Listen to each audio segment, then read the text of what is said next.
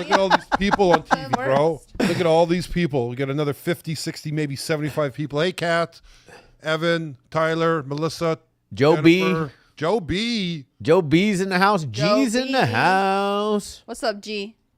Katie, what's going on? Christina, Yow. Steven, Eva, Jennifer. Who's on the next page? Evan McFadden. Ariana. Whoa. Jennifer's iPhone. Katie, Fernando. Hey, Fernando. Oh, Heather. CSC program is in the house. Oh, there we go. What does that stand for? What? CSC program. It's the program. It's the Where is it?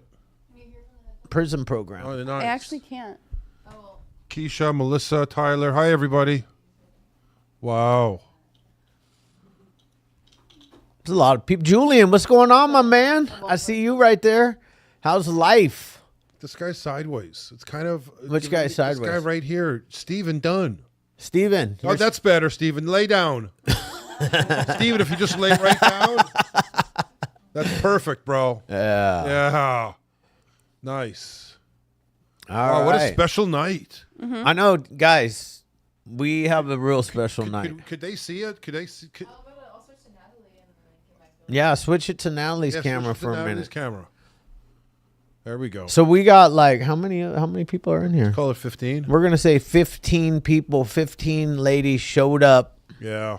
just to watch Chris. Chris. Yeah, saved ya. Saved you.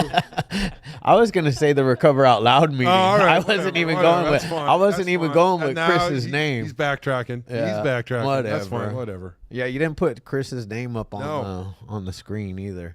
Well, guys, thank you for tuning in to the Tuesday night Recover Out Loud meeting. We really appreciate you guys coming. Yeah.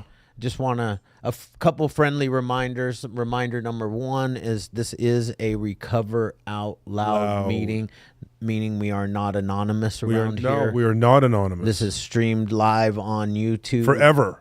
For As long Forever as on the civilization internet. exists, Forever. this will be on. Yes. Yeah.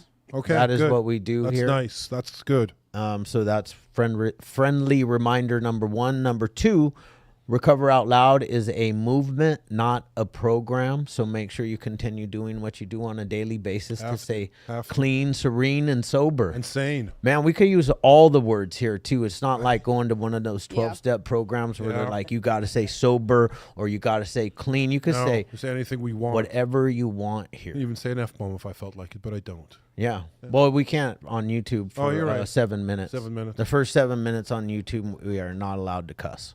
Right. That's good to know. Yeah. Yeah. That's why we take up the first 7 minutes so that you can cuss. No, I'm just playing. And then the last thing I want to say before we introduce the guest is that the Hopeaholics podcast started because on 9/11 of 2022, I lost my son-in-law to the fentanyl crisis.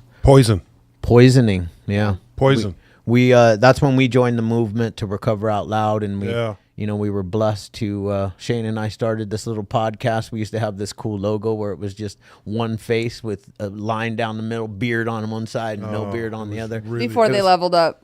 Yeah, You know what I'm saying? and then we met this girl. Yeah. Natalie is what I'm Yeah. going to call her. I'm not going to give her her full name. But she was a wrestler. A wrestler. Yeah, Wrestler. she used to wrestle. Wrestle. Yeah. And she was a TV person. TV? Personality. She was on TV? She was on TV. Oh, Total A Divas? sitcom, not a sitcom. Total Divas, yeah. Total, reality Reality TV show. She's a reality TV star. crib. Yeah. That's amazing. It is incredible. You never ever tell us about Wow, that. man. What is your problem? Jesus. She's so shy. This is what I deal with. She's so shy sometimes. All right. Well, Hey, let's let's get get this going. party Yeah, let's get started, going. man. Enough from me and Shane. And Chris, make sure you talk into the mic because we want to hear you loud and clear, bro. All right. Yeah. Right? I will do that. And Shane, if any of us start sweating, you'll wipe our brow, right? I will. I'll 'Cause fan. it's hot in here. dude. It's really hot. Everyone- There's 15 people in a little tiny room. yeah. So It's most people ever in this office. ever. Yeah, Ever. Yeah. Ever. And we just want to I say think we welcome. might be breaking the fire code. What is the name of the place? What is the name of the facility? Very nice. Wow. you don't want to repeat it? I honestly, I didn't get it. How's that sound? I knew that's why he didn't repeat it, because he was I- like, I don't know. I have no clue what they said. Zero. The sanctuary. Vera's. Vera. Oh, Vera, Vera Sanctuary. Sanctuary. Well, that's a nice name. Yeah, nice. Vera. Shout out to Vera's Sanctuary. Yeah, Yeah. I knew a Vera. Shout out to, I can't talk tonight, and I did not have an energy drink. Shout out to Fausto. Fausto's on? No, he's not, but I just. Oh, okay. All right. Shane, you want to introduce Natalie? Do you want to introduce our guest? Sure. Yeah, why don't you do that? I am very excited to have Chris lead this meeting tonight, as well as to have all of these amazing ladies in the house. I take it as a little sign from God that we eventually are going to have these in-person meetings as well here at the HQ, because I mean, Right. there's nothing I better mean, than can you actually imagine if being we in could have person. speakers up right now and Yeah. everyone could hear while we're talking and it's set up properly like that? In Oh, yeah. the stadium and the auditorium downstairs. Yeah. For sure. I mean, they're coming every Tuesday. We Yeah. got like 20 people right here, man. I mean, it's a party. It's a party. It's a party. It's official. So without further ado, Yeah, sorry. I apologize. Chris, for welcome, and all you ladies, welcome, Yeah, welcome. Take it away. Alrighty. My name is Chris, and I'm definitely an alcoholic. My story starts off very young. I had some childhood trauma happen to me when I was very young, and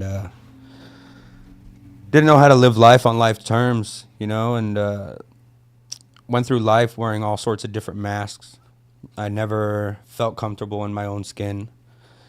You know, I went from the skateboarder to the jock to the gangster to just trying all sorts of different things to make myself feel better about myself, but I never was able to find that. And finally, one day, you know, I got hooked up with the wrong people and I started using drugs.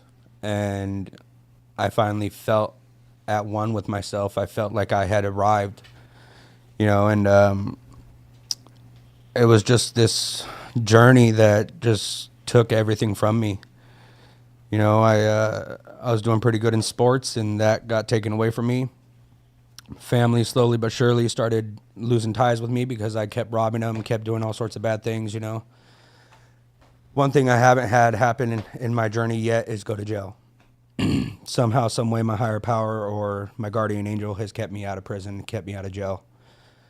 You know, used drugs from 11 to just about 18 months ago. You know, and that was the only time that I ever felt as human as possible as I could, because it took away all my worries, all my pain, all my sorrows, everything that I've ever done. It just numbed it so well that I was able to live life, not even live, I was dying to live, you know. And I ended up getting with a high school sweetheart of mine. We ended up getting married, having 2 beautiful kids together, you know, and I do everything in my life alcoholically, everything in my life, from loving someone to working to the way I use my drugs and alcohol, you know. And I was loving on that person so much to where I wasn't seeing what was really going on in life. And one day when I was on my way home from work, something told me to stop and check the mailbox. And I found a love letter from jail. And that was the time that it pushed me over the edge. And I started really, really using drugs heavily, man. And, you know, for some reason, I didn't choose to leave. I chose to stay and get hurt more, you know, because I love that hard.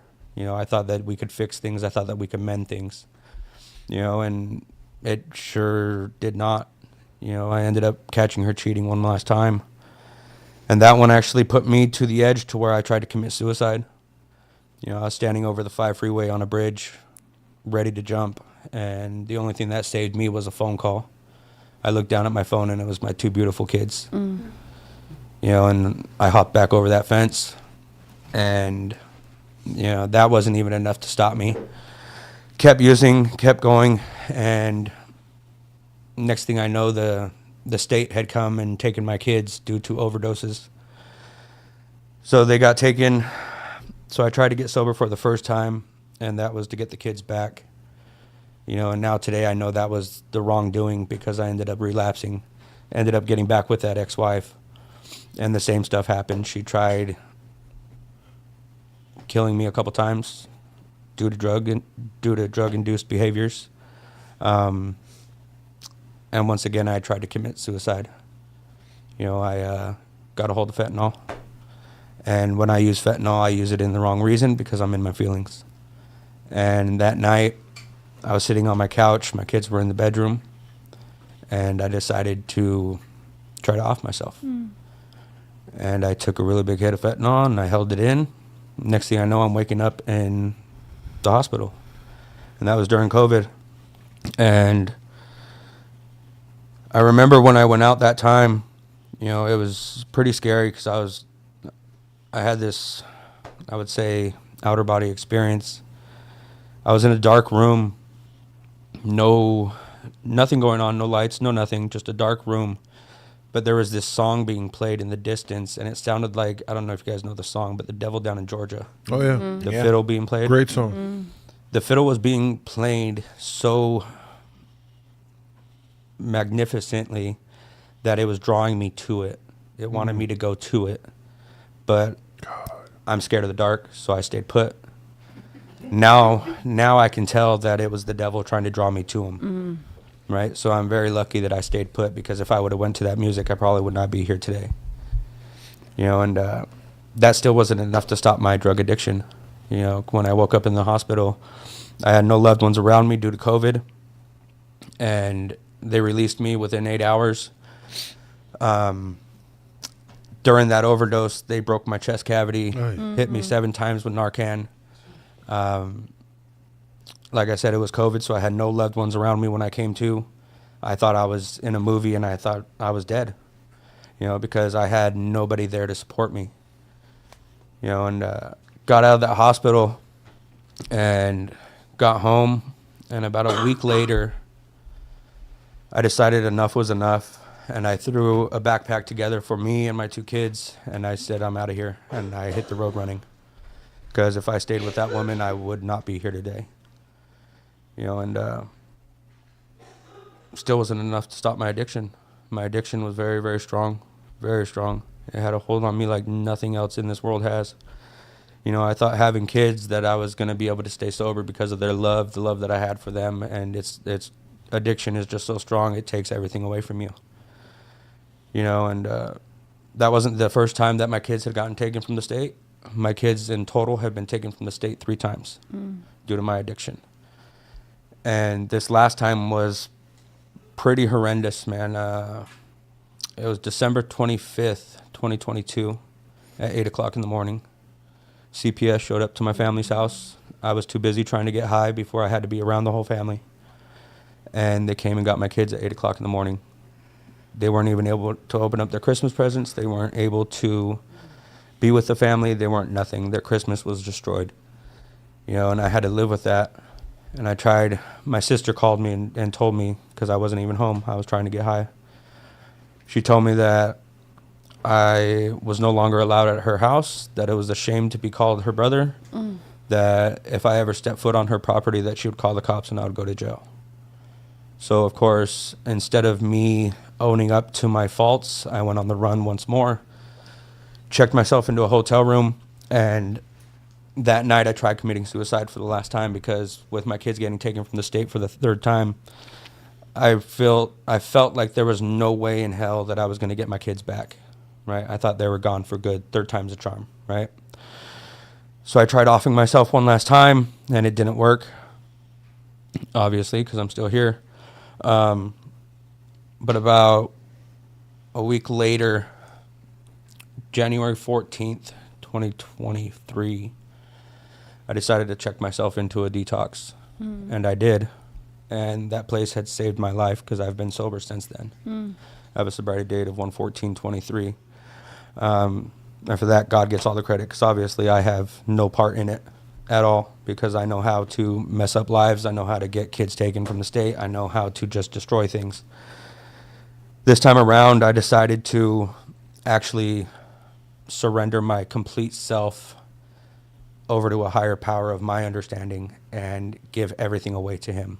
All of my traumas, all of my wrongdoings, all of the dirty nasties that I've done in my life that I should not be around for or be able to live the life that I live today. You know, I've been able to surrender everything that I've ever done, and he's granted me this new life today to where I'm able to put my hand out and help the next person up from that rabbit hole.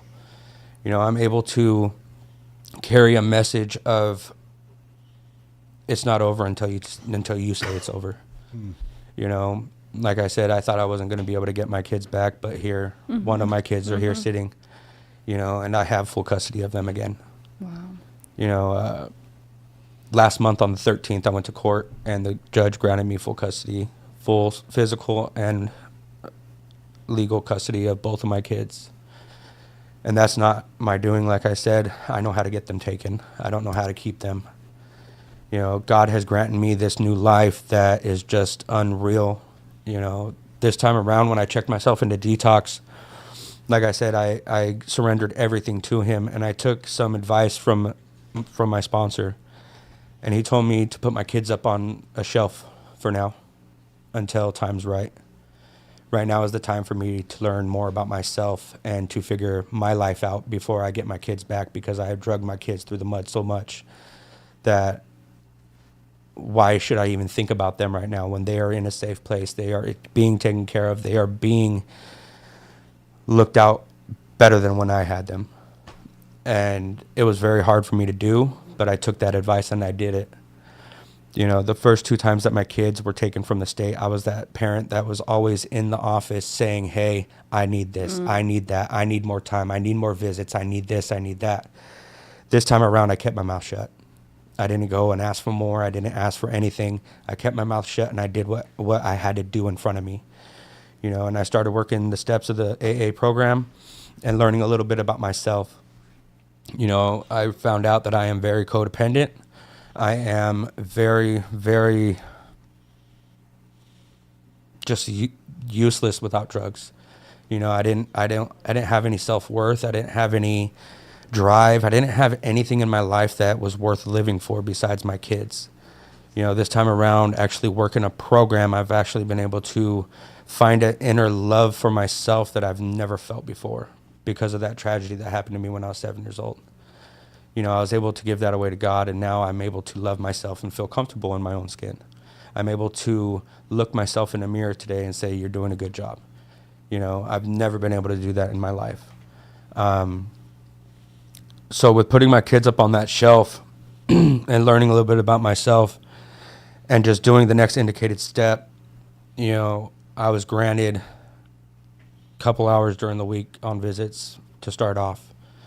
And then it gradually got a little bit bigger.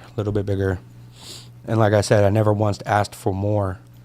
And I remember the day that my social worker came to me and she said, well, you know, I was living at a sober living at the time. And she goes, well, what are you going to do when the time comes that I say that you were able to get your kids back? And I said, well, I don't know, because the family still hasn't even offered me anything. Like I'm writing this one solo right now. I don't have any support. I don't have nothing. You know, and it's crazy. God does for me what I can't do for myself. Instead of me having to reach out to my sister and beg her to allow me back in the house or do any type of begging to the family, you know, like I said, I kept my mouth shut and I let my actions speak for me. It's kind of crazy how 4th of July just passed, but last 4th of July, 2 years ago, my sister came up to me and asked me if I wanted to do 4th of July at her house with my kids, right? And as I'm sitting there, my sister and my brother-in-law came up next to me, and both of them expressed how they felt about me and how much my actions are showing that I am working a program, that I am walking this new life, you know, and they both came up to me, gave me a big old hug, and they offered me my room back at the house. You know, and if that wouldn't have happened, there was no way that I was going to be able to get my kids when I did, right? And they knew that before I even did, because the social workers came to them and asked them. They offered me my room back, and at first I said no, because me and my brother-in-law, we don't see eye to eye on a lot of things. But today I could tell that that was only because of my addiction, right? We always used to bicker and fight back and forth. Well, it took me about a month and a half until I actually said yes. And I moved in there probably about 2 weeks later, the social worker came, did a house visit, and she said, okay, I'm going to start granting you weekends. What? Like, are you kidding me? Like, I was not expecting it at all. I thought she was just going to up my hours. You know, and then she started giving me the over weekends, and my kids went to them, and they told the social workers how much of a good job I'm doing. You know, I'm not that type of parent where I'm going to coach my kids. I'm not going to tell them what to say or anything like that. I let my kids speak their mind. If they feel any type of way, they have every right to tell me how they feel, right? They went behind my back, told the social workers that Dad's doing amazing. Dad's doing everything he needs to do. I want to be back with Dad. You know, and she came to me and she goes, well, I want you to prove to me that you're going to be able to handle your kids and you're going to have a stable job and you're going to do all this, you're going to do all that. And like I said, God does for me what I can't do for myself. My brother-in-law, who I was in my addiction with, was in treatment, working in treatment. Mm-hmm. And he came up to me one night and he said, hey, bro, I understand you're doing the do. I understand you're working a solid program. He goes, I'm going to give you an opportunity. I'm going to give you a phone call and you're going to reach out and we're going to see where this takes you. At first, I thought it was just going to be a get well job. I was just going to go for the paycheck. You know, I've never had a job that I've actually fell in love with and actually loved doing. So I called that number, went over there, did the interview, and it was at a treatment center. And at first, like I said, I thought it was just going to be to collect a paycheck just so that way I could show the social workers. You know, that job ended up becoming my love job. I really do love it. I love taking care of clients. I love putting that hand out. I love just being a part of, you know, being able to see the person come in off the streets that are beaten, battered, and bruised and just stick that hand out and be like, hey, there is a better side and I can show you how to get there. You know, that's one reason why I love that job, you know. But about 2 months into that job, my social worker came up to me and said, you know, I can see that you're doing the do. I can see that you're keeping a steady job. So how about I give you your kids? And she said, we're going to do about a 60-day trial. We're going to see how it goes, and we'll go from there. And like I said, I've never asked for anything more from my social workers. You know, so my kids came home, and, you know, I had this balance in my life at the time to where I was in meetings nonstop. If I wasn't at work, I was in a meeting, you know, because that's what I needed at that time. When I got the kids back, I got pretty overwhelmed. And I saw myself stirring away from my meetings and everything like that. And I started feeling the emptiness inside.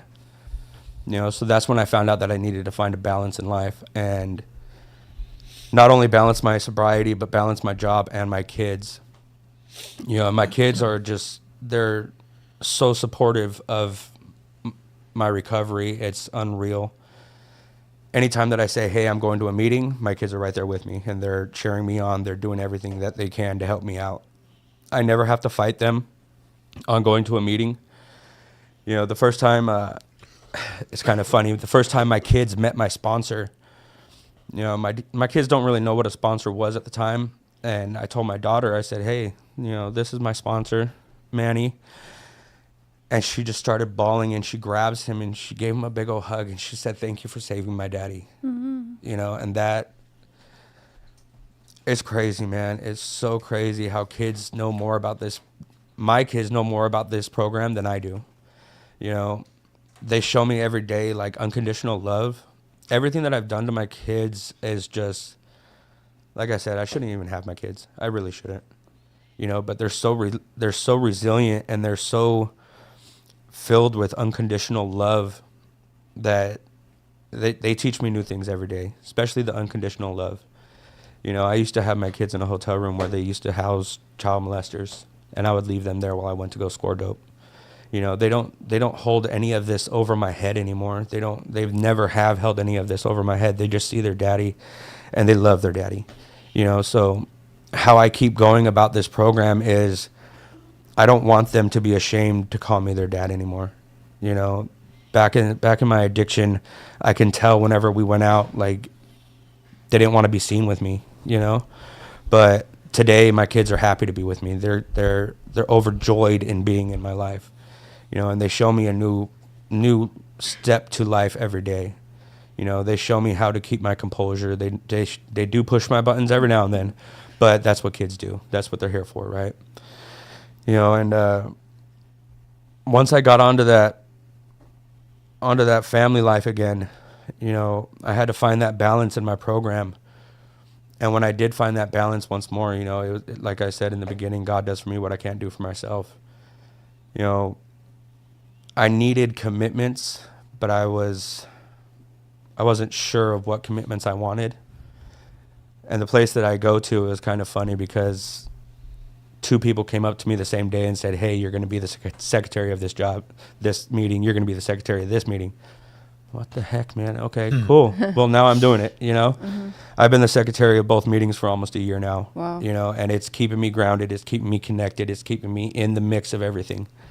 You know, because if I didn't have these commitments, I probably would not be as strong in this program as I am today. You know, anytime that there's an event, I'm there. Anytime that anybody needs help, I'm there. Anytime that I can be of service, I am of service.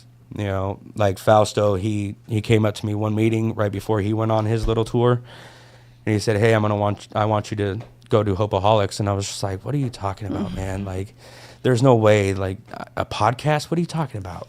You know, but he saw in me what I couldn't see in myself, right? He saw that I did have a story.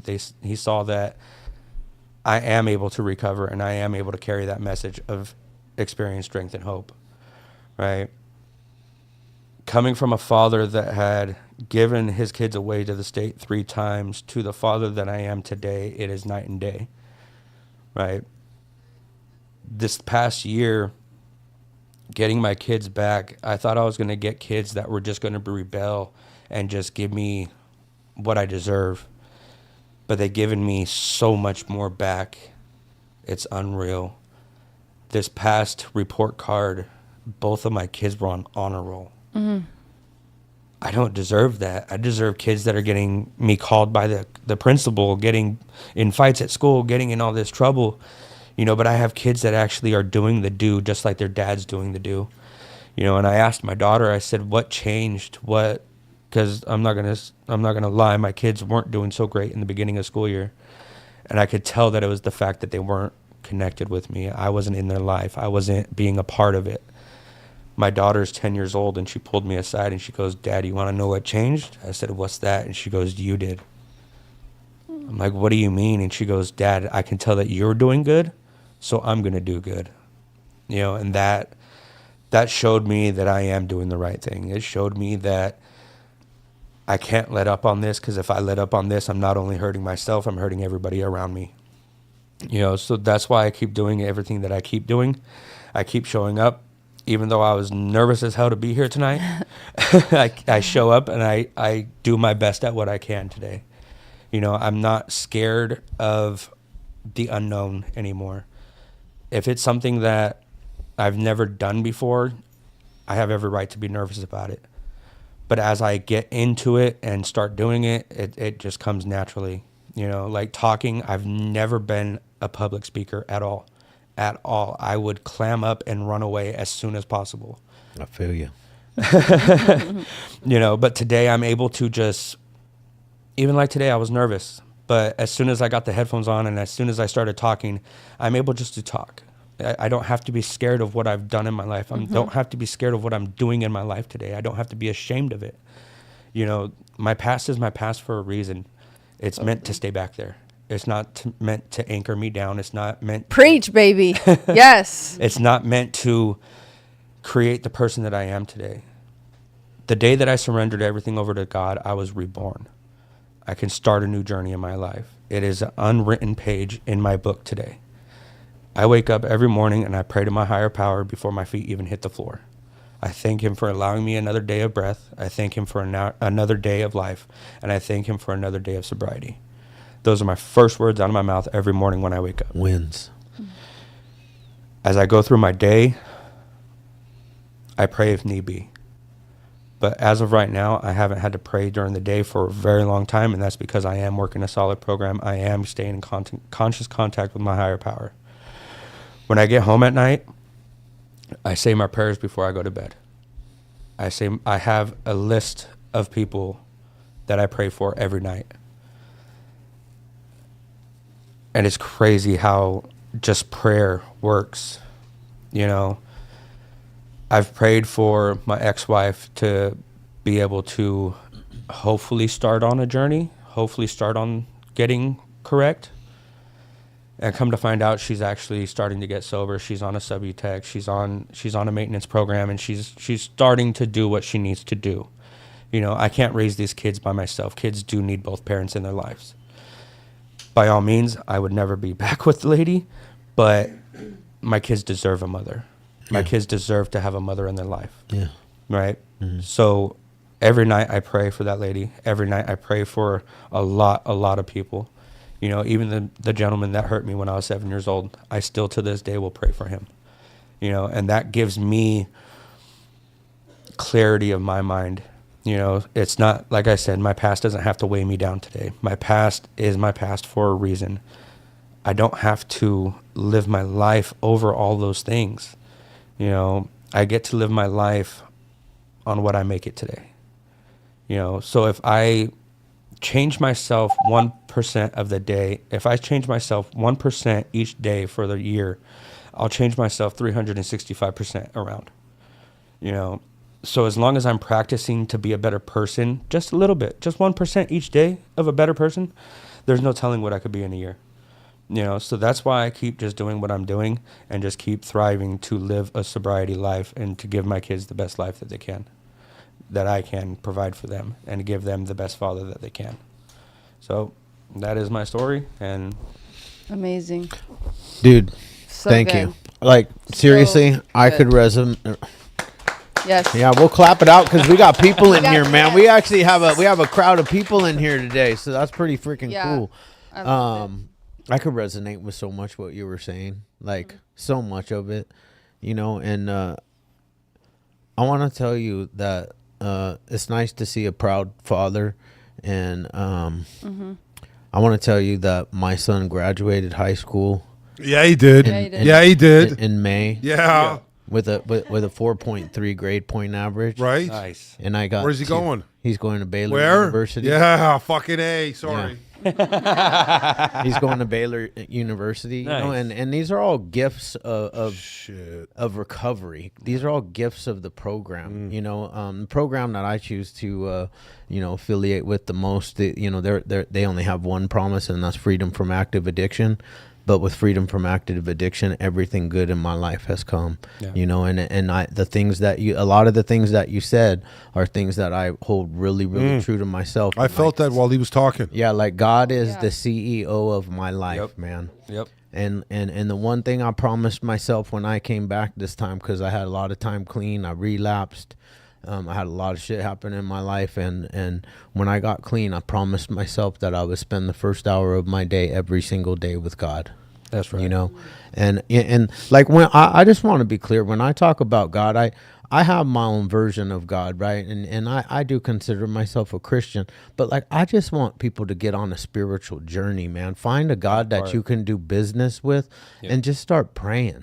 Exactly. You know, because it's life changing. Like, look at your life today. You're right. You shouldn't have your kids back In a short amount of time. in that too, short by the amount way. of time. Yeah. But that's because you're doing the deal, and God's in charge. Yep. God's in charge when we get things back. And it's a hard thing to sometimes Surrender the control. surrender your will. Yeah. Yeah. Because the Wait thing there. is like, Sit there. I'll surrender my will at 3 a.m. in the morning when Yep. I wake up. But man, you know, you can ask these two today, how many times have I taken my will back and been like stressed out because, You were pretty moody today. yeah, I was, You were. you know, Yeah. but Yeah, who's but in it's- charge? Like yeah. God's in charge, not me. I know. Shut up, Shane. I loved your no. share because it's exactly what this meeting is. We recover out Yeah. loud because we're not ashamed of our past, because look at where we are today. We Exactly. shouldn't, none of us, all of, including, I don't know you ladies, but you wouldn't be here if you were running the show. You know, it's not like we were born and wanted to be in treatment. Nobody signed or- up yeah. to be a fucking drug addict, No. alcoholic. But I do feel we are the lucky ones, because once you're in and once you're working a program and you're really able to find that peace within yourself, because that's why we all drink and we all use, or at least that's why I did. Yep. And that's why I believe you did as well, from what I heard from your story. And for you to sit here today, and obviously we all met your beautiful son, super polite, good looking kid. Has a hair that Shane is jealous. Yeah. of. Envious. Is beautiful that you're able to Yeah. share where you were, the things that you went through, and what you're doing today is what this whole meeting and everything is all about, because it just reiterates the whole purpose of hope. We need that glimmer of hope that we can come from the depths of hell Yeah. Exactly. and continue to soar. I mean, and what's cool about it is we're the chosen ones, man. You know what I mean? Like, we walked through the pits of hell, and our job now is to go back into the pits of hell and show people Pull the 'em way out. out. Yeah. Because there is another way to live. And I know that for everybody in this room, before we found the rooms or a room, we didn't know that there was any other way to live. I didn't know that. I found drugs at 13 years old because of sexual abuse, right? Because of a molestation, because of pain and trauma and all that shit that comes along with it. And when I did the drugs, I was like, why didn't somebody tell me about this sooner? It took away all the pain, all the insecurities. Exactly. But then exactly what I went through. as time goes on, it just gets crazier and crazier, right? And then thank God for the judicial system in my era, because now it's like these guys don't even get arrested. I got arrested with felony charge for a little tiny piece of meth that big, and I was like off to 90 days in jail right off the bat. Now you don't even get that with No. it's So, I mean, I was introduced to recovery that way, and thank God, thank God. And that's why we recover out loud here now, so that everybody knows that, we won't stop. The Hopeaholics won't stop until 300 million people, or whatever the population of the United States is, and then the world. But we're going to start with the United States because it's a major problem here, has heard our voice, and that they know that help is available. Because help is actually more readily available today than it was when I first got clean back in the 90s. There was no insurance paying for treatment. There was no way for everybody can get insurance. Like, everybody can get insurance. You can get off Medicaid, and you can get private insurance, and you can go to treatment. Those are possibilities today. Damn, dude. I really enjoyed great that. night. Now I really I'm on did. a rant. I don't want to Great do night. that. We have a lot of hands up. We have Look a at this. ton. I don't think I've ever witnessed. This is a great. I know. I This want to is see if I. Last week, dude, we had 3 rows of hands. rows of hands. Yeah. But remember, before Who we should- open it up, Who should we start with? We have The first lady? 3-minute timer. Okay, so yeah, guys, we have a 3-minute timer. no. I say we cut it down to 2 minutes. We have a 3-minute timer. Just joking. And where's Joel? Do you see him? Joel's here. Yeah, Okay, I saw him. Joel's I here. saw him pop up. There he is. Oh, there he is. Yeah. Um, Hi, Joel. Joel is our timer, so he will start the timer as soon as you start talking. Jennifer's And first. when you hear it's going for 3 minutes, and then we have to mute you just because there's so many people. We'll give you like 15 seconds extra to wrap it up. Right, Shane? Yeah, and then we're just gonna be mean. Jennifer. Hey, Jennifer, how are you? Hello. DeWalt. I like DeWalt machinery and their goods. I'm actually not at work right now, but I thank you for your share, Chris. no problem. It really does take a village to raise us and raise our families. I'm glad that you are back in with your family, and I'm so happy that you're back with your children as well. I think that is a beautiful, beautiful thing. My name is Jennifer, and I am a blessed alcoholic in recovery. Today, I have 1,500 days sober. Heck yeah. Congratulations. My journey started actually in that building with Chad and my Hope by the Sea family, and the thing that I wanted to share is that in addition to Jennifer getting into recovery, Jennifer's son joined her at Hope by the Sea. And that was during COVID. And actually, I was already in sober living at the time when my son was at Hope by the Sea. And they weren't allowing those of us in sober living back into the building. And so, in order to see my own kid, I came and hung out in the parking lot and brought him lunch. We walked laps, and I got to see all of the people that I needed to see. Chad, his mother, all of the staff, Dakota, Nick, Brooke, Michelle. And I just wanted to tell y'all that I did post on social media. I have been afraid to recover out loud. I had the stigma in my own head that it was still a source of shame that I, succumbed to addiction. But hey, I'm prouder than ever today. And I just want you all to know it's one step at a time. Sometimes it's 1 minute at a time. Sometimes it's 1 day at a time, but you got to keep trying. And if you fall, you dust yourself off and you get back up and you keep going, because we quitters can never stop quitting. Thank you. Amen. Beautiful. She's old school. Huh? Yeah. Yeah, I like that. And you know she's what? She's no mess around. You don't mess around with her. COVID was such a God, what weird time. What a waste. Nope, not a waste. She got sober. No, I meant the whole, yeah. There is a guy that it looks like he's got some Denault tools right now. Yeah, Joe B. Joe What's B. going on, Joe B? Joe B's Show us working. those guns. He's on the line. Like, are you working at work or are you a stripper? He said stripper. Oh, okay. I've read his mouth. He said stripper. He said server. Yeah. He's on set right now. All right. Kelly. Hey, Kelly. Boss Dick. Hey everybody, very happy to be here. Chris, I'm usually really bad at remembering names. Chris, dude, this meeting was meant for me. You being here tonight was so meant for me. There is not enough time for me to explain to you how you just touched on so many things that are going on in my life right now. But I want to congratulate you for doing everything you've done for yourself and for your family. But you kept saying you didn't deserve, your kids didn't deserve you. More children need fathers like you in their lives. They deserve you. You deserve them, because you're a human being, and we're all, we all make mistakes. We're not perfect, but damn, your kids have an awesome dad. I think you're awesome, and I am just so incredibly proud, and I admire you so much. I'm so happy that you shared.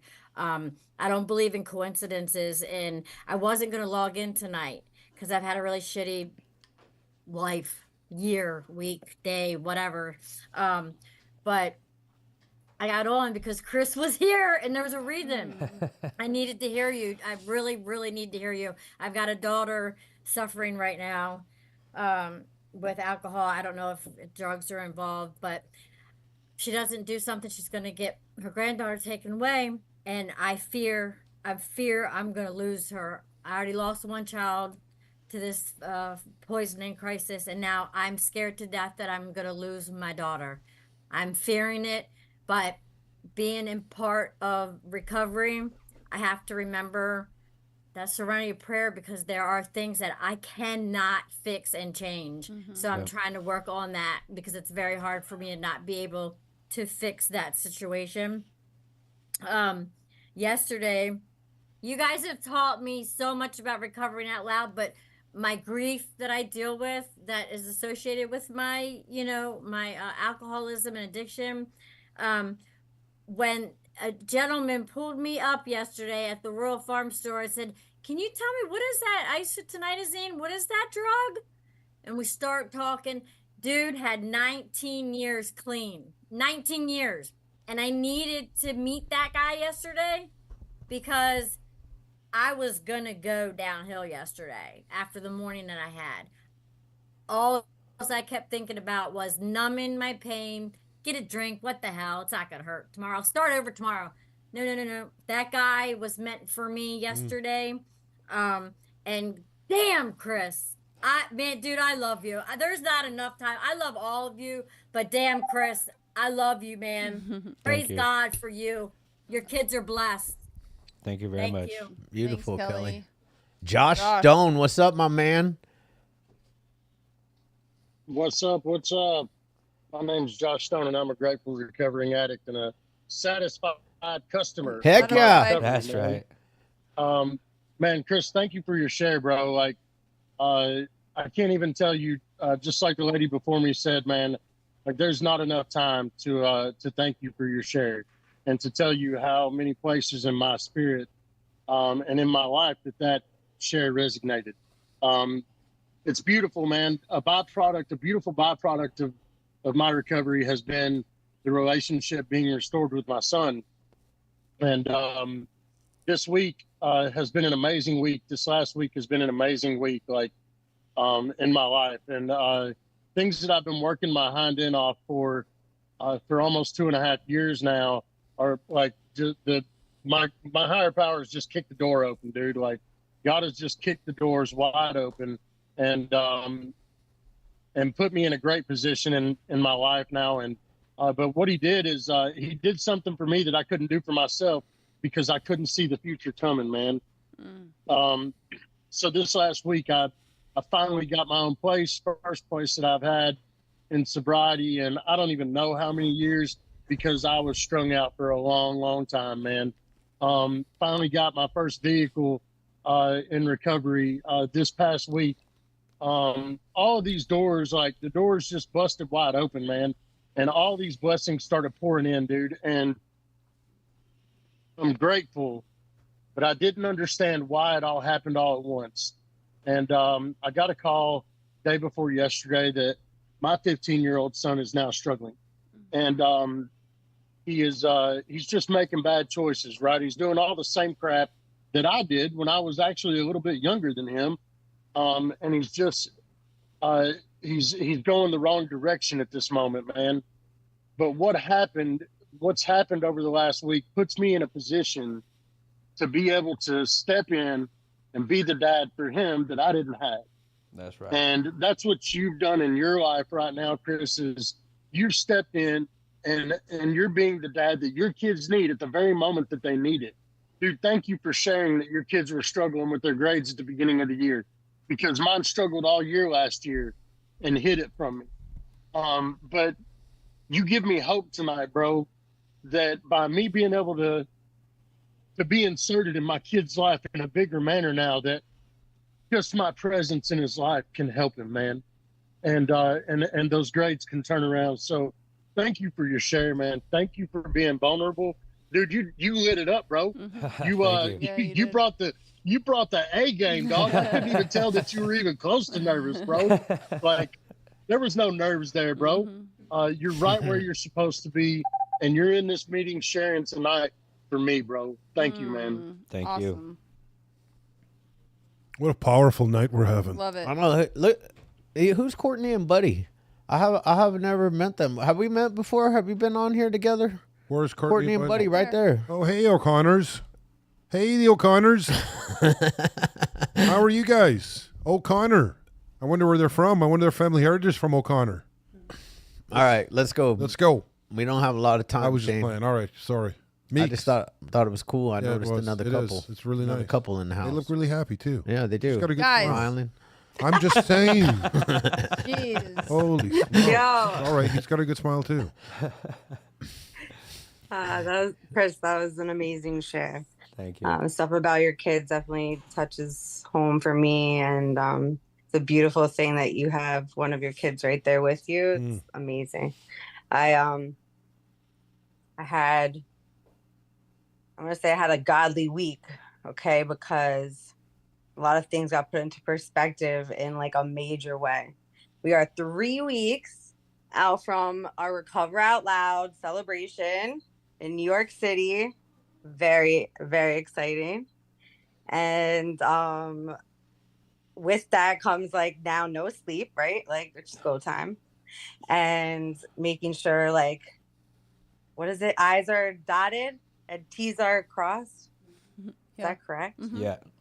I had a lot of moments of clarity this week where I would be talking to a friend, or I'd be sitting thinking about the goings on of the day, or like what is going on toward me, or what's being directed at me, and figuring out that those were signs, right? Those were things to be looking at and taking in a different way, and understanding that maybe I was being distracted. Like I was being distracted. And so I've had like a refocus, like a repurposed evaluation of self, and like 10 toes down. Is that right? I have to like really be careful with my language, my responsibility, like with my platform, and like what I'm saying to the public always has to be factual, always has to be authentic, and coming from a place of love and concern, right, for the person still suffering and sick. That's my whole thing. Love and dignity and respect for each human, whatever level that is. I respect all forms of recovery. That's like a major part of Recover Out Loud, is that we all accept each other at whatever place we're at. And I think that's like a human thing, like right there, like that we just, what I just said, meet each other where we're at. Anyway, I love you guys. You know that. Mwah. Bye. Thank you. Steven done. You ain't done. You just getting I've been started. done, Daddy. Ah, Let's go. I like Let's that. go. I like that. Let's Hey, go. I just want to thank everyone who shared before me, and Chris. Shane, dude, there was no way I was going to lay down for that. I resonated so Right? much, bro. I resonated so much, man, with especially being that chameleon at a young age, and continuing until I was 34, being that chameleon. No one knew who I was because I was changing every day. I just want to implore you on your courageous effort tonight to speak. Nobody really likes to speak. I hate doing it too. You know, it's been a good week, man. Last week I jumped on here because my sponsor said I needed to just hit everything because I've been having a rough stretch. I think I hit like my sober bottom, and I'm very grateful that this meeting is going on. I probably will hit some of the things everybody said, bro. You deserve this, and I love you. I don't know if what that means to you, but I love you, brother. Thank you. I'm so glad. And there's a story that we read in our big book, right? It's called The Keys to the Kingdom, and I think at the end of it, it says, like, there's no more aloneness. Nope, never. There's a sense of belonging. Like there's a sense of need. There's a sense of love, and I'm so grateful that you were given the keys so we can make copies and give them to somebody else. Brother, I am just so grateful to be here. It's another day, man, and I'm just so stoked to keep this going, and glad I got to hear you speak, brother. Thank you, guys. Thank Love you. that. All right. It's the CSC program guys up in the house. Boom. You guys unmuted? Yes. There you are. Yep, we hear you. Yeah. So this is our third live podcast with you guys. Nice. Yes. Yeah. My name is Champ. I was on the first one. I don't think we talked on the other one. We enjoy your podcast here. I'm looking forward to doing one of these on the outside with you guys. Yes. Which is going to happen sooner than later because in 2.5 hours I go home. Oh my God. What? Congratulations. Yeah. Hell yeah. We need to get you. We need to get you on a plane out to Cali. Don't mess up. You know what? And see, I'm glad you said that. Don't mess up. I had an opportunity. Look, I'm doing my time I was arrested on October 19th of 2021. my clean date is October 20 of 2021. Nice. Now, in the meantime, I had relapsed in the summer of, and I got to make this quick because I have somebody else that wants to talk. I relapsed in the summer of 2020. That was a year and a half, the most destructive year and a half of my life. I had caught towards the end 2 DUIs about 3 months apart. So I did 6 months in another county, and then I had an opportunity to do a 6-month rehab. So not only have I been sober, but I had a chance to work recovery. Nice. And like sobriety is the launching pad for recovery. I mean, this facility here offers recovery. We're doing an MRT program where they have a relapse prevention, and in that we're doing a show called Painkillers. Are you familiar with that? Yeah. So this work in recovery. And Chris, man, before I run out of time, what you said resonates with me with the children, the relationship with God. When I came to on October 20 of 2021 in the holding cell and realized what was going on, my relationship with God was non-existent. My children, which are my daughters are over 21, I had lost their respect and their trust. And today my relationship with God is very good. And I have my children's trust back. And actually one of them's coming to pick me up and we're going to go home. So I'm looking forward to that. I'm looking forward to seeing you guys. Good for you. I'm looking forward to that plane ticket. So maybe Thursday I'll jump on and just let me know what. Nice. All right. Still hustling. All right. What's your friend's name? I'm Delonte Cleveland, and I'm a recovery alcoholic. I've been alcoholic since I was 13. It took me 11 years to accept that and realize that. And I just want to give myself the thanks because still today I continue to try to continue to find do anything in any way to sustain my sobriety as well as my willpower to stay clean. And I do that. And I just want to foremost just give a thanks to my Most High for finding me and saving me and helping me change for the better. Plus this facility here, because when I came here, this is my part of my testimony, my journey. I got baptized here. I got saved here. And I've been just putting in the work. And I say, if I could do it, anyone else can do it. That's how much I got to share. Thanks, bro. Thank you you so guys. much, Really bro. Thank you. appreciate it. We love having you guys there, and we appreciate your guys' program and William Cope. Shout out to William Cope. Yeah, man, 100%. He's the one that guy. reached out to us originally about everything that's going on and everybody else that's inside of your guys. Yeah, and please, you guys, stay in touch with us. Instagram when you get out there tonight, stay in touch with us, man. Yeah, DM us on that on DM Instagram. us. Yeah, we want to be in your lives. All right, let's see what's next. Joe B. What's going on? Yo, what up, guys? Joe, I'm an alcoholic.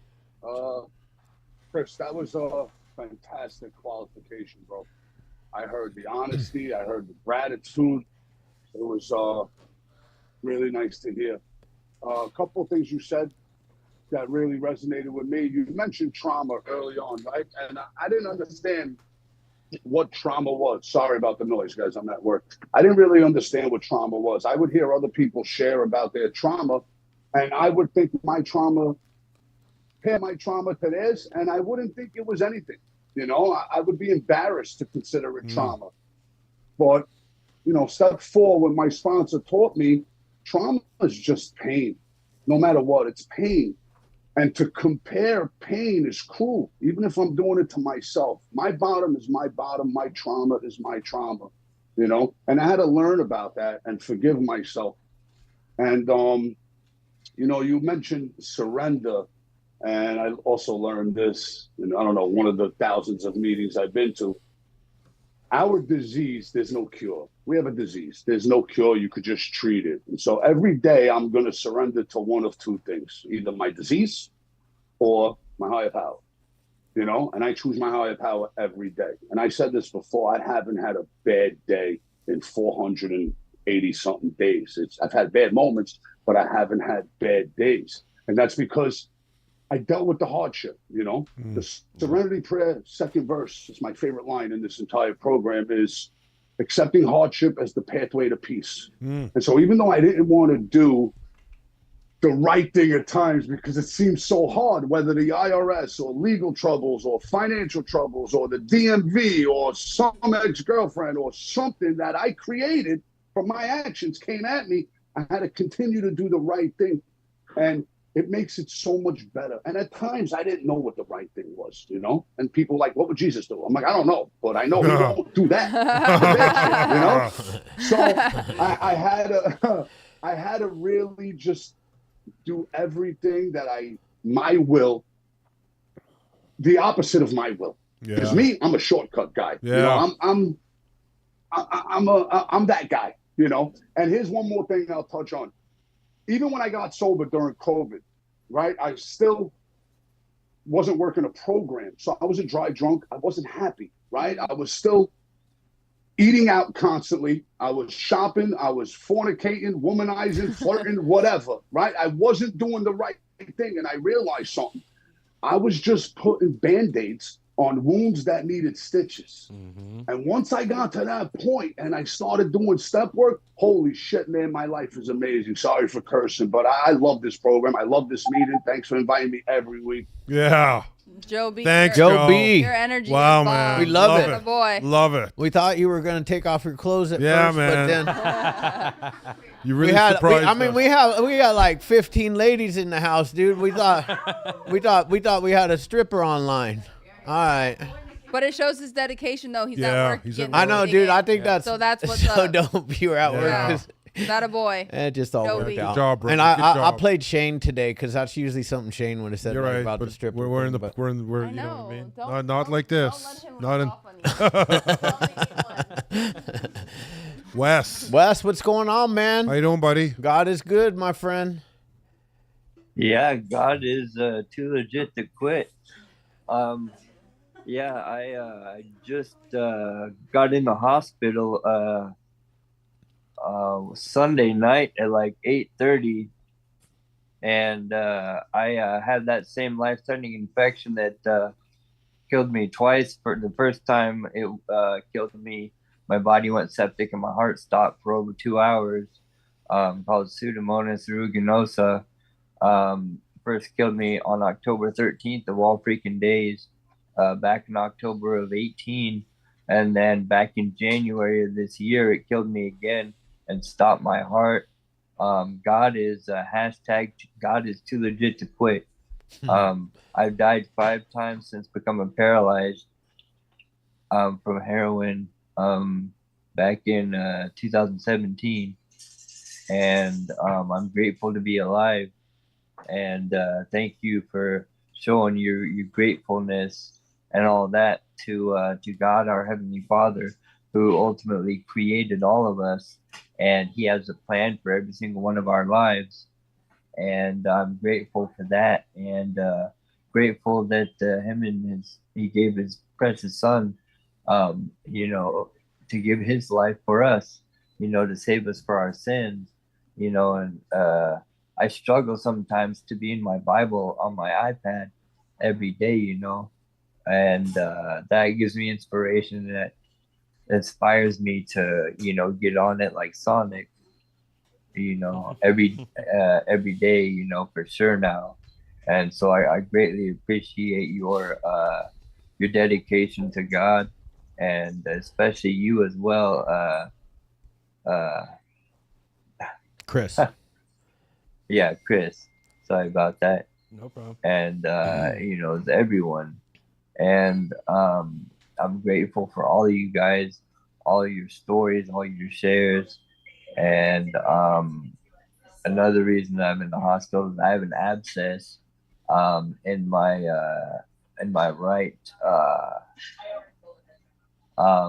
right hip that they say there's fluid around it, but there's not enough fluid for them to do their procedure yet, which is to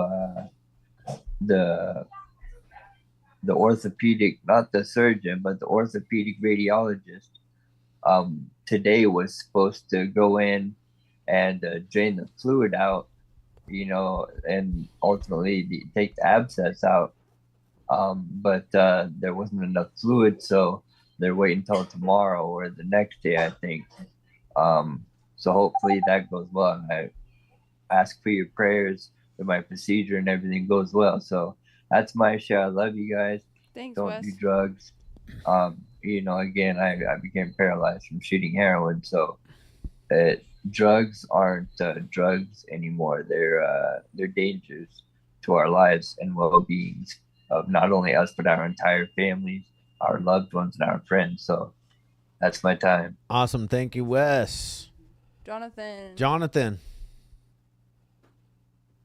Aloha, family. My name's Jonathan. I'm an alcoholic addict. And yeah, Chris, thank you for your share. And it could resonate. It resonated a lot with me. Thank you, everyone else, for sharing. We are the chosen ones. God is good. He intervened in my life and decided it was time for me to stop. My disease takes me to dark places. I've made it through the fentanyl thing and the heroin, and eventually, Suboxone, and then I moved out to Hawaii and got addicted to meth, and so I have 9 months today, and Congratulations. And just finished my outpatient treatment yesterday, and it feels like today this meeting came at a perfect time because I was sitting here alone.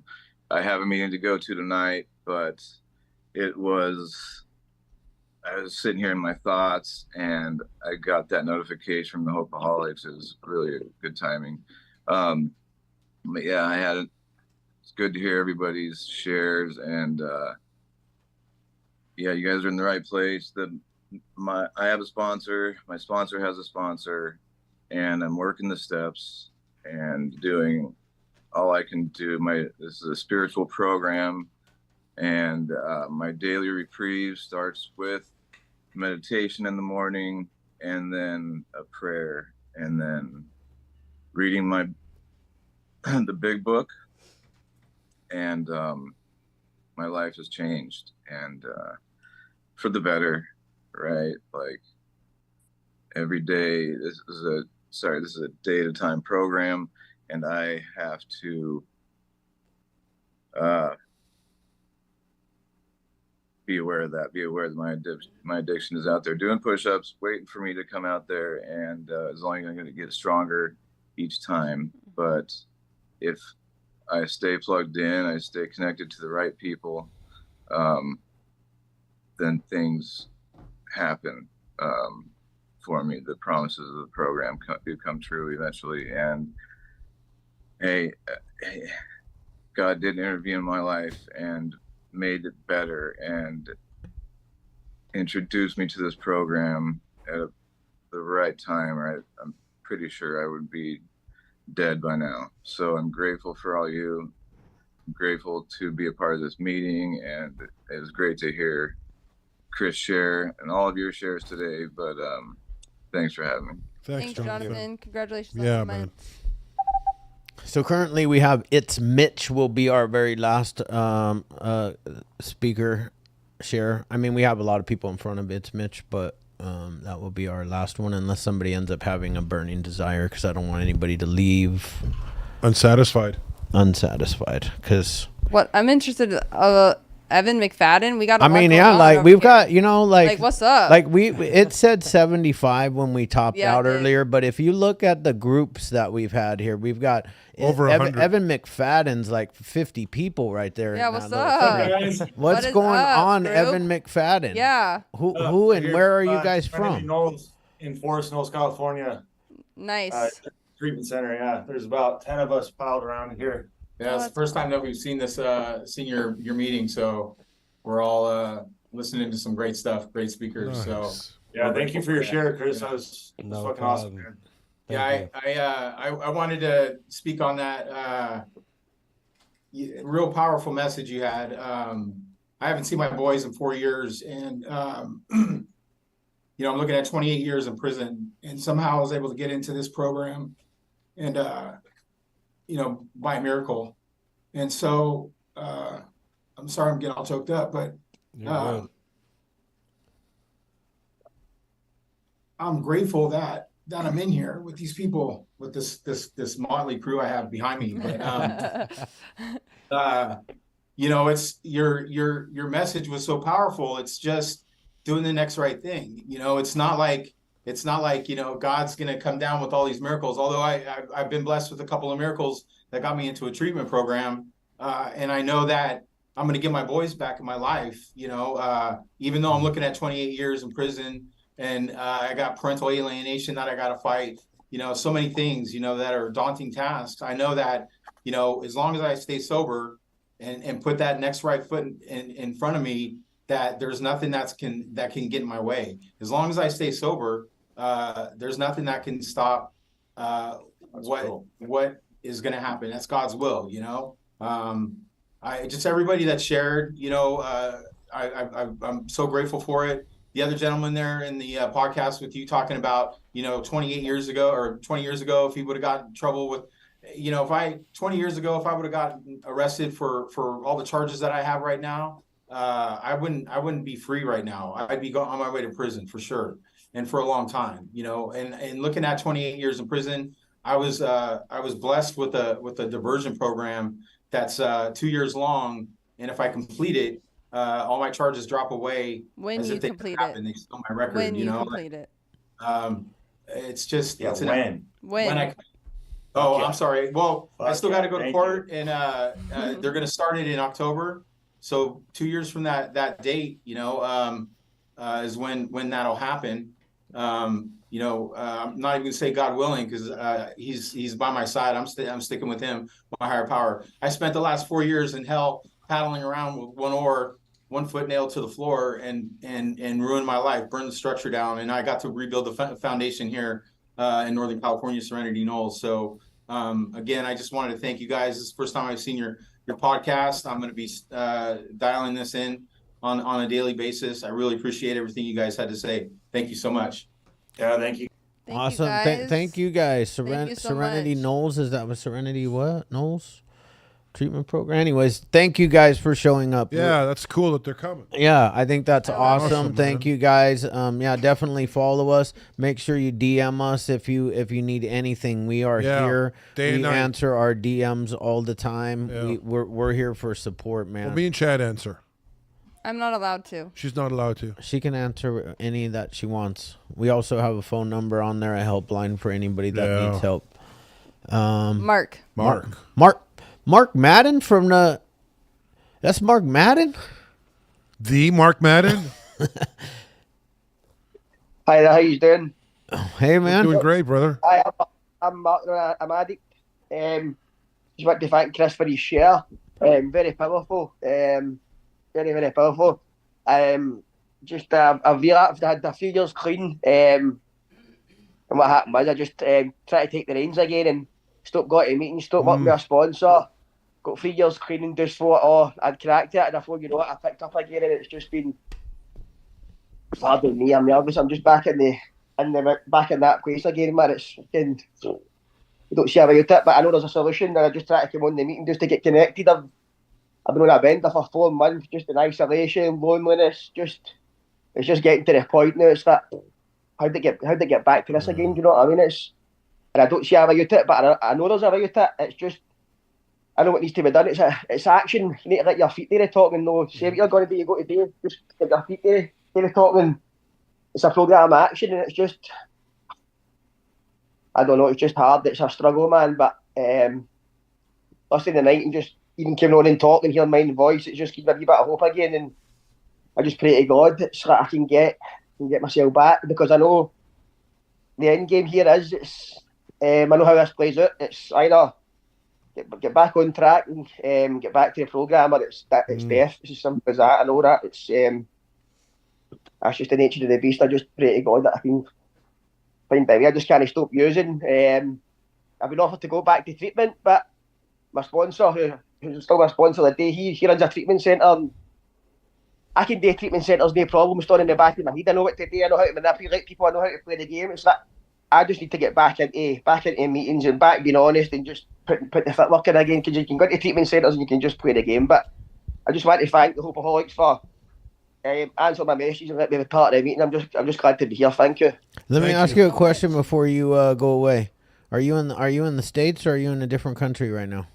I'm in Scotland. You're in Scotland. That's so amazing. Like how dope is that, you guys? Yeah, this is awesome. Yeah, it's absolutely incredible. Like, Thank you so much for we tuning in. I mean, obviously I could tell your accent was very Scottish. Love it, my friend. Love it. Yes. Keep coming back. And reach out to us anytime you need it. Yeah, we're here, bro. Get back on track, man. Shane. Yeah. Shane, this is your buddy, Shane. This is my this is your buddy right here. Hey, guys, hold on. Wait, let me fix my Zoom meeting here. Hold on. I appreciate you guys. Hold on. Trying to get back to you guys. I don't know why it's not allowing me. Hold on, man. I don't know what the heck I just did. Sorry, guys. Okay, there we go.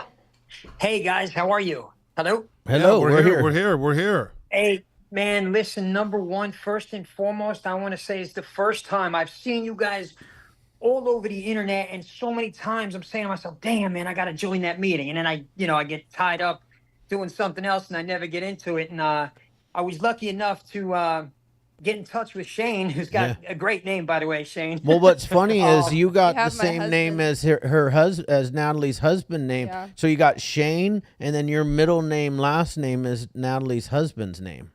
Really? Yeah. Wow. Like what? That's We were pretty like neat. tripping, dude. Yeah, that's good. Then this is meant to be. This Yeah. is meant to be then, guys. And as I'm talking to you right now, hold on, my bad.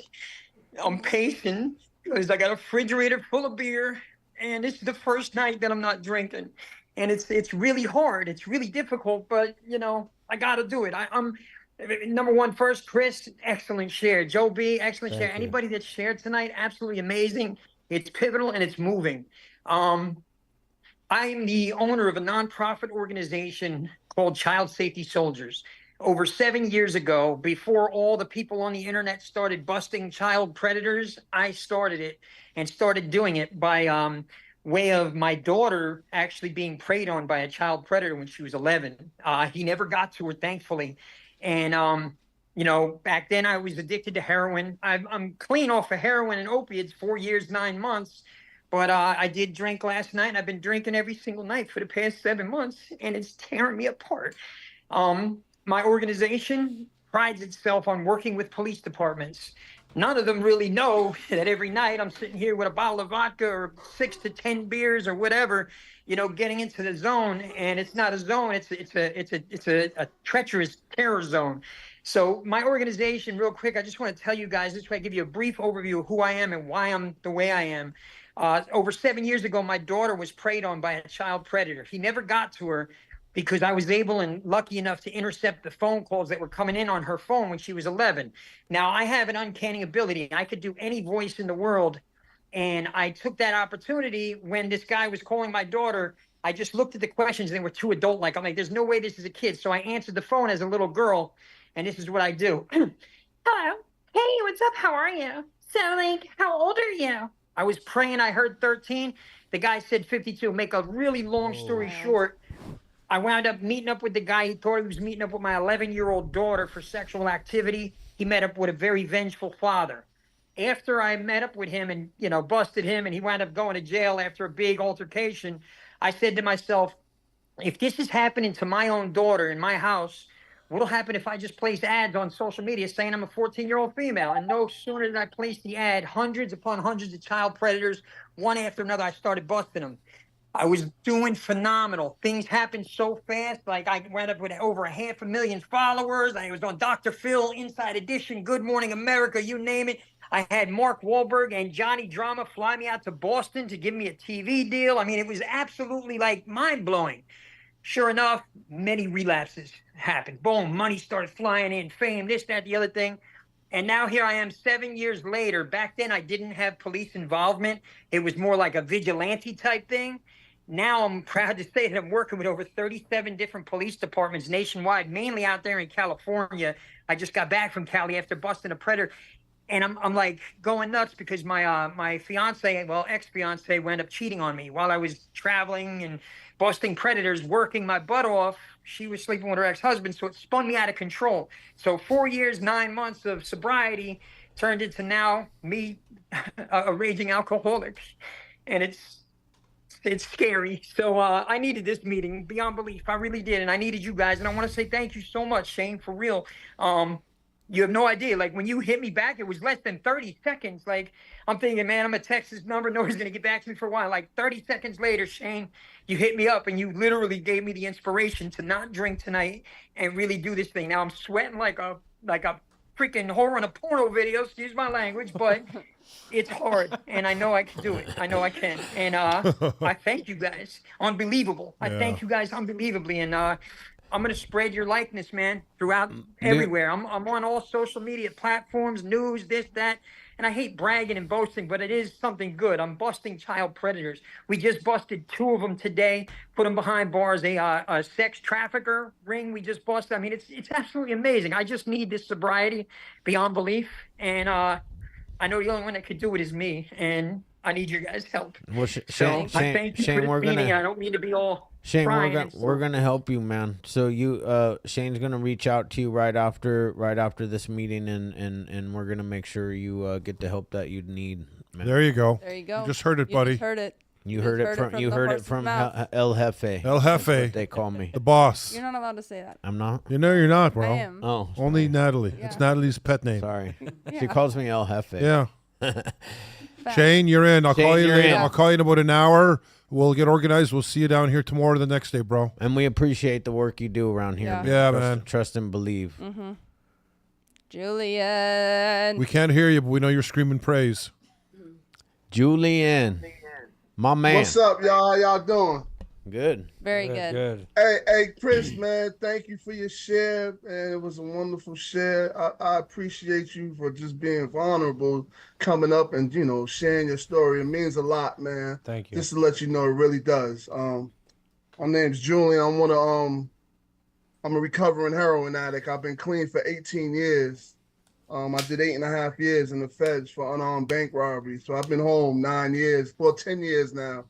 And, I changed my life. I came home and found out why. My why is my daughter, and that was something I could relate with you and your kids being, your kids out of your life. Mm-hmm. My daughter wasn't taken from me, by my behavior, the things that I did made me, separate from my daughter, which was going to prison, getting high. You know what I'm saying? So it was like I felt that separation after I made my mistakes. You know what I'm saying? But so now like now I'm one of Boston's top motivational speakers. I went from sleeping in hallways, panhandling, selling drugs, shooting dope, to now like about 7 months ago I was in the U.S. Attorney's office speaking to 150 U.S. attorneys with their staff and interns. So like, it's possible, man. It's possible. Like, don't give up. Whoever's listening, man, don't give up. Keep going. Things can get rough. Things was rough for me. 2021, in an 8-month period, I lost my mom's, my brother, my job, my apartment, and 2 of my best friends, all in 8 months. Like, I could have easily relapsed and gave up on life, but I surrounded myself with people. I surrounded myself with positive people that are doing better than me, or heading the same way I'm going. So it's so important to always keep that around you. Always keep that support around you. If they don't like what you're doing, tell them keep it pushing. You know what I'm saying? Tell them to keep it pushing. Always keep that positive energy around you. Look for it. Don't wait for it to come for you. Look for it, and that's what I do. I look for it all the time, and things get rough. Things get rough. They said, Galatians 6:9, it says, and let us not grow weary while doing good, for in due season we shall reap. if we do not lose that heart. And I'm gonna leave out with that. Awesome. Thanks, Julian. Yeah. You're the man. He's selling hope now. That's what you're selling now. Selling hope. Scott. Hey, my name is Scott Seals. I'm an alcoholic and an addict. Scott. And I wanted to say thank you. I first heard about Recovering Out Loud, not through your podcast, but through a fentanyl overdose summit in January. And I was like, that's a catchphrase right there, Recovering Out Loud, because I come from a 12-step program as well where, you know, it is anonymous. And so the whole concept of it, Recovering Out Loud is really a game changer. And I've been a fan of your guys since you started. I just have two of my favorite meetings in person in town are at the same damn time. But Chris, what I loved about your share was that you try to do it for the kids. I've got kids and a family as well. And until you did it for yourself, you know, it couldn't be done. Yep. Then you found a process, right?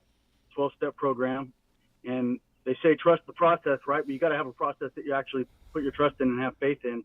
For me, I have found a solution in the first 164 pages of the big book of Alcoholics Anonymous. Yep. But I know there's also Celebrate Recovery. There's the STAR Method, Refuge Recovery, Narcotics Anonymous. I got that book as well.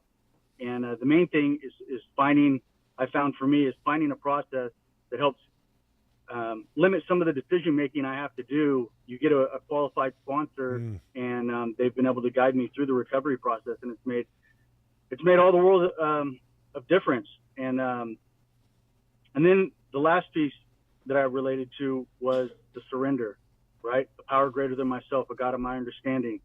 You know, for me, you know, everyone gets to define it themselves. The door handle God doesn't work. It's the real God. And for me, that's where I found my strength. And it's been beautiful because I no longer have an obsession to drink alcohol, and I'm a real alcoholic, or use opiates or any other mind-altering substance. I mean, anything that can alter my mind, I love. And it was always like being a chemist. So very grateful to get a few minutes. Thank you guys for keeping this podcast open. I hope to see you again. Thanks, Yeah, Scott. Appreciate it. Thanks for coming, Scott. And thanks for following us for a long time and then showing up to our meeting. Must have had something else going on at your meeting tonight, huh? But what I like, what I want to touch on just really, really fast on what Scott said is like Recover Out Loud is like, it's a movement, right? Like this is a movement, and this meeting and any of our meetings that we put on or any meetings that other people put on, it's a place where everybody with whatever their process is can come together. Yeah, and safety. And it's just like a 12-step program. It's just bring whatever program works for you here. Yeah. The Recover Out Loud is not a program. It's a movement. Because like it, you know, people can't suffer. People are dying at the rate of 300 a day from fentanyl. That is unacceptable. That is an airplane crashing every single day. That's a jumbo jet crashing. So you know what would happen if that really happened? If a jumbo jet went down, we wouldn't buy tickets to get on a plane. And the government would ground all flights. So I just want to be clear about, like, you know, that this is a movement, and we Recover Out Loud so that people don't have to die in silence, that they know that help is available. Courtney and Buddy. Yeah. Glad you guys raised your hand. I want to get to know you. Yeah, really. Yeah, right? I don't know why. I know, they just seem like they seem so nice. Yeah. Yeah, like the couple you Guys. What? Let them share. Well, we wanted to. Murphy. Wow, weird. The parental control around here. It's really something Every else. day, Shane and I have to deal with this. You see how stern she is. I have to steer the ship, you guys, you know, or else. All right. All right. Courtney. Well, Hey, Courtney. Buddy. Hey, well, this is our first opportunity to join the Recover Out Loud meeting. So thanks for having us. We're here in Colorado and Nice. really thankful. It was a great meeting and happy to be a part of it. And I just wanted to personally raise my hand and just celebrate my husband. He's got 125 days. Oh my God. Yay, Yay, buddy. buddy. Nice. Good job. Yeah, buddy. Oh. Yeah. Gotta take my That's hilarious. meds. I think that's it. That's Yeah. it? That's amazing. We had the welcome. opportunity. Courtney and Yeah. Buddy were actually in studio, so Yeah, you last guys week. stay tuned for Courtney's podcast Next dropping. week. Actually, hang on. The date's right there. Well, 7-11. And I think what's really cool because it goes. Wait. Oh, come on. What? They were here? Yeah. Yeah, you missed it. You missed that one. Jeez, Louise. Jeez, Louise. That's why I was playing with you. Can I finish? No, you can't. You got to stop right now. Beavis and Butthead over here. Calm All down. right. Okay. Who's Butthead, me or him? I don't know. But it's a really cool one because it goes on what Chad was saying about Recover Out Loud. Yeah. And this is for everyone. Courtney is so courageous because she shares from the perspective of not the addict, but she's married to one. So I think that's really heavy too, in the sense of what those individuals that love us so much, what do they deal with all the pain that we put them through? How do they process it too? Because we all run amok, you know? And so I think it's a really cool, it just kind of piggybacks off what Chad said, is that this is a movement and this is for everybody. It doesn't matter which program you do or how you're doing it. And that she's a perfect example. So thank you guys for raising your hand. What does it say on that board right there for Courtney's 7-Eleven. podcast date? 7-Eleven. 7-Eleven, your podcast is coming out. 7-Eleven. 7-Eleven. Oh, that's us. That's We're me and Chad. 7-Eleven. I'm He's 7, seven, she's I'm 11. Years of Love it. sobriety. Looking forward to it, and thank you for holding space for all of us. Absolutely. And I'm sorry that I missed the podcast. I had been a something really hectic- an emergency come up, so I totally No, that's apologize. okay. Yeah, thank you all, and it was Thanks, so great to meet guys. you all. Yes, and congratulations, buddy. It's Mitch. You're the last one. Bring it on Yeah, home, baby. boy. All right, that's good. Thanks. All right, Mitch. thanks, Appreciate Mitch. it, bro.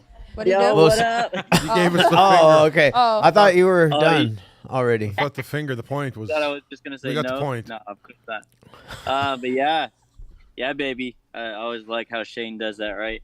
I Oh can my say God, it he kind does. of like. I do. You do. I do. Sorry. Eee. Let me get it. Let me try one more best time to do it. Yeah, baby. There you go. But yeah, thank you, Shane. Thank you all, my Hopeaholic family. You guys are amazing. Always keeping the movement and recovery loud. I'm glad you guys got an audience today. That's truly awesome. I'm definitely looking forward to coming down there one of these days as well. I just gotta pick a time, pick a date, and then just get my butt over there. Maybe sometime in August. I'm definitely gonna try to make my way over there and get my blessing on. So Yeah, we'll be here. I got a good verse to bless you guys out. So it's 1 John 1:7. But if we walk in the light as he is the light, we have fellowship with one another, and the blood of Jesus, his son, purifies us all sin. So come on now, baby. So we praise you. We love you guys. You guys are so amazing. Always love being here. And we keep on growing, with the fellowships and recovering out loud. And I put it in the chat, right, that we're better together and separate as recovering addicts, So peace, love, and joy, y'all. Thanks Yeah, for letting me man. share. Thanks, man. All right. Appreciate Amazing. it, brother. Thanks so Wow, much. what a night. Wait, guys, before, just because whoa, I wanted whoa. to give a huge compliment To to who? all of the fellas. Ladies, I love you. But I wanted to give a compliment to the guys, you guys all obviously included, Chris, you leading it, because the amount of men that shared tonight and were vulnerable and opened up and were so willing because they felt comfortable, I think that deserves a huge a little bit of acknowledgement. Thanks, Natalie. because That's I think nice it's a of you. big deal. That's nice of you to. It's recognize. important. Yeah, it is. Hey, Peter Gates is in the house. Peter, PG? PG's in the house. Yeah. Peanut I butter and forgot to give jelly. peanut butter and jelly, and also Speaking Charlie. of peanut butter, and Ian. jelly. We forgot about Ian from Restoration. Oh, our boy Ian. Right, damn. I always wished I could be one of those people that can quote Bible verses. Same. The only one I can really do is Genesis 1:1. In the beginning, God created the heavens and the earth. Yeah, that was a good one. And it's not really like, you can never really say anything like, it says in Genesis 1:1, and it just doesn't come off like, anyway, Jesus. I'm sorry, bro. I'm watching the cat clean himself. Jesus wept. I was watching that cat right there. Jesus wept. Jess. Well- I was watching. Oh, hey, Jess. How you doing, bro? Amazing meeting. Chris, We thank you so appreciate much you for guys. your lead. Yeah. Thank you to all the ladies that showed up. I know this was not the traditional normal thing, but that's how we do it out here because we are not normal people. Yep. And we just roll very chaotic and dysfunctional, and that's what we do. And because- whatever God puts in Yeah, our that's life, right. that We is roll what with it. we do. That's right. Yeah. So you guys showed up. You were outside. We brought you inside. Yes. And I need everybody on the screen Oh, to yeah. turn their Everybody- cameras on. Yeah, we're gonna Everybody dance. We're has gonna to turn. dance. Don't tell them what we're Oh, I'm doing. sorry. Darn it. I ruined the surprise. Every time. That's so bad. Peter, I don't see your camera on. Peter. Do you see Peter's camera on? I don't Peter's, see. you know, Ashton, I think Peter's Keisha. not around. Peter's not around. Peter's Is it possible that these people walked away from their phones? It's and very just- possible. G is G. G I mean, is G is there? Charlie, so he's just gonna stay on the. that's fine. All right, everybody, Okay. put your hands in the air. Hands Put your hands in the air. Let's go. Everybody in this Audience, room here, too. let's go. What is Everybody, going on here? hands Come in the on, air. Let's people. go. Dance. Shake it. We're dancing out. We're dancing out. Yeah. Oh yeah. What a night. All right, Yeah, God, Grant me the serenity to accept the things I cannot change, the courage to change the things I can, and the wisdom to know the difference. Amen. Keep coming back, y'all. Wow. See you next week. And it won't if you don't. Chris, awesome. Yeah. Thank you. Thank you for having me.